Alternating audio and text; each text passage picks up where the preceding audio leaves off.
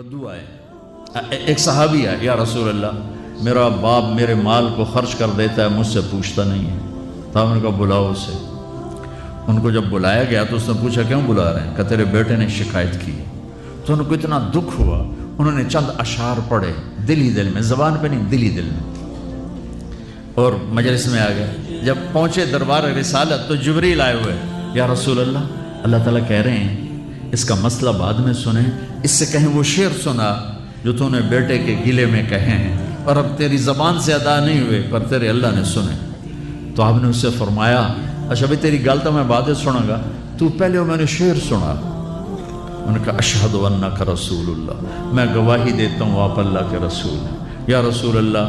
میں نے دکھ میں چند اشعار زبان سے نہیں دل ہی دل میں دہرائے تھے، اور آپ کے رب نے عرشوں پہ سنا، واقعی آپ کا رب بھی سچا اور آپ بھی سچے۔ آپ نے کہا کیا کہا تھا؟ کہا میرے بیٹے جس دن تو پیدا ہوا ہم نے اس دن اپنی ذات کے لیے جینا چھوڑ دیا، ہم نے تیرے لیے زندگی کا سفر شروع کیا، تجھے ٹھنڈی چھاؤں میں بٹھانے کے لیے گرم ہواؤں سے لڑا، تمہیں ٹھنڈی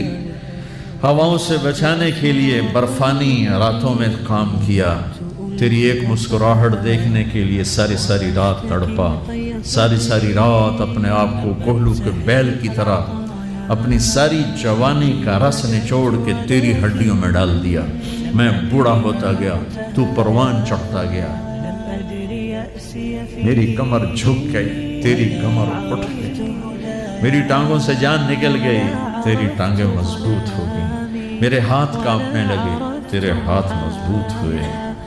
میں لڑکھنانے لگا، تو اترانے لگا، تو مجھے خیال آیا کہ جیسے میں اس کے لیے دھکے کھاتا تھا، اس کی زندگی کی دعائیں مانگتا تھا، اس کے لیے تڑپتا تھا، چلو آج میرا یہ سہارا بنے گا۔ لیکن جب تجھ میں جوانی کی لہر دوڑی اور مجھے بڑھاپے نے کھا لیا، جب جوانی میں تجھ میں رنگ بھرا اور بڑھاپے نے میرے رنگ چھین لیے، جب جوانی نے تجھے سیدھا کیا، بڑھاپے نے مجھے ٹیڑھا کر دیا، کمر جھکا دی،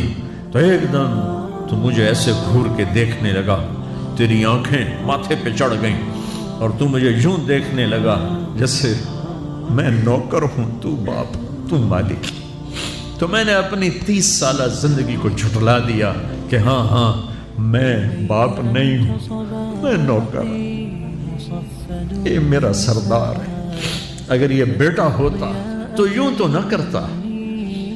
اس نے میری راتوں کے تڑپنے کو بھلایا، میرے گرمی سردی سے لڑنے کو بھلایا، کولو کے بیل کی طرح میرے چکر کاٹنے کو بھلایا، اپنی خوشیوں کو دفن کر دیا اپنے سینے میں، قبرستان بنا دیا اپنے سینے کو، اپنی خواہشات کا اور اپنی خوشیوں کا، اور آج تو مجھ سے ایسے بات کرتا ہے جیسے میں نوکر ہوں اور تو میرا آقا ہے۔ اچھا میرے بیٹے میں نوکر سہی، تو سب، پر میں تیرا پڑوسی تو، بندہ پڑوسی سے پوچھ ہی لیتا ہے کیا حال ہے، کوئی ضرورت تو نہیں، اتنا ہی پوچھ لیتے۔ دیکھو میں آج رو رہا ہوں، یہ بڑے دردناک اشعار ہیں، میری اردو میں اتنی وسعت نہیں ہے کہ میں ان اشعار کا درد سمجھ سکوں اردو کے الفاظ میں، لیکن اتنا بتاتا ہوں کہ میرے نبی روتے روتے ہچکی لگ گئی، اتنا روئے، اور آپ نے اس بچے کے گریبان کو یہاں سے پکڑ کر دفع ہو جا، میری نظروں سے دور ہو جا، انت ومالک لابی، تیرا سب کچھ تیرے باپ کا ہے، یہی باپ آج تمہارے ہاتھوں ذلیل ہوا۔